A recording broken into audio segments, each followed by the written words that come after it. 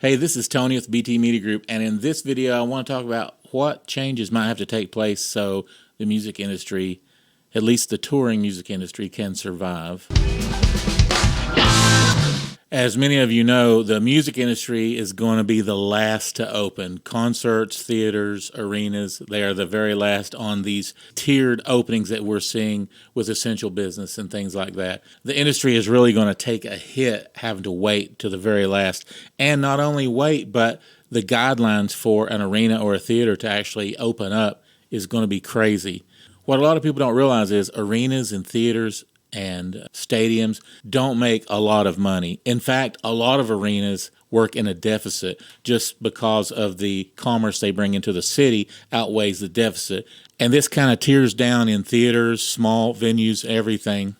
It's really hard to make a profit. So when the government or your state or your county mandates that you can open up, but you have to be at 50%, 30%, whatever that percentage is, capacity, it's really impossible for you to make a profit. A 50% capacity arena is not an arena that can stay afloat. The hard reality is there's going to have to be a lot of changes in the industry and in the tier of how things are charged and who gets paid to make this work. Your average concert goer, he buys a ticket, he walks in an arena, he pays way too much for a drink, and he goes and watches his favorite band. He thinks the band is making millions. He high-fives everybody. He pays $45 for a t-shirt and he goes home. When in actuality, the pieces put together to make a show happen starts weeks and sometimes months before, and it involves multiple layers of companies and people working out prices and agreeing on everything and figuring out if anybody can make a profit on this show. Just because an artist gets $500,000 to do a show doesn't mean he gets to keep all that. And just because an arena sells 5,000 tickets doesn't mean that they actually make any money by the time they're done paying all the costs to actually make the show happen. I've been involved in a lot of concerts over the years, and I've seen plenty of shows where the building actually doesn't break even until the last few hundred tickets. So you see, a sellout is essential just to break even and make a little bit of profit. Some of the things that cost during a concert that are in the background and you really don't think about for an artist to show up and play is production, catering, building fees, security, parking, ushers, labor companies. As you can see, it's a huge list of people, and these are all different companies that are taking a piece of the pie. Your average rock star, let's say we're just going to pick one that makes $250,000 a show. Let's say he makes $250,000. Right off the bat, his manager takes a fee. His promoter takes a fee. The touring company is going to take a fee. If he is touring with production, which is sound and lights, video and all that, they cost every show. To set up everything, you have labor companies that are particular to that arena usually. They're either union or non-union, but it's a labor company that are stagehands, forklift drivers, electricians, riggers. So that's a fee.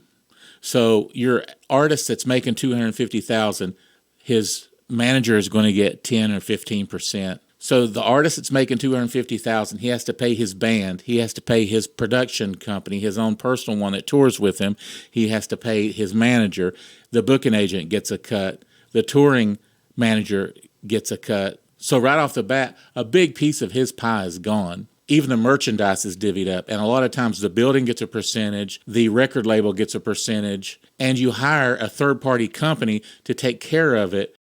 Like I said earlier, a lot of arenas don't make a profit until those last few hundred tickets are sold. So it's actually impossible for anybody to make a profit if you can only have 50% capacity in an arena.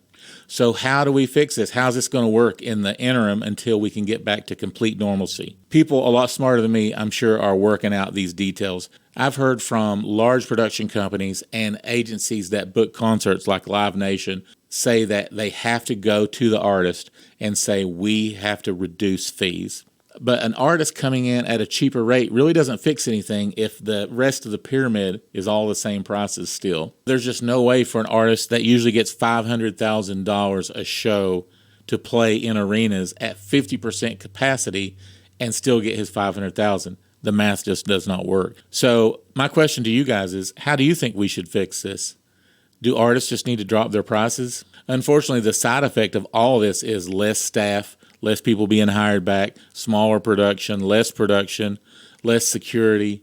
But I think along with the artists taking a cut, I think managers, I think booking agencies, I think building fees, all are going to have to be cut drastically. You can't just pick certain aspects of the industry and make those people drop their prices and everyone stay the same. It's kind of like we're all in this together. Everyone is going to have to reduce their fees to keep the arenas and the theaters afloat. Of course, this is all just my opinion. I would love to know what you guys think, how you guys think you see the arena theater industry in the next 6 months. Is the time of 20,000 people showing up to enjoy an awesome concert over? I hope it isn't, and I think we'll see our way through and figure something out. We're pretty creative. After all, we're in the arts. Hey, I hope this hasn't been too much of a bummer for you guys, but this is just a take from a guy a little bit on the inside of the industry and sees the cost it takes to actually put a show together. I'm continually surprised at how much it takes to actually just bring a 90-minute show in and let the town come and have a great time. It really blows me away at how many pieces have to be put together to make a successful show.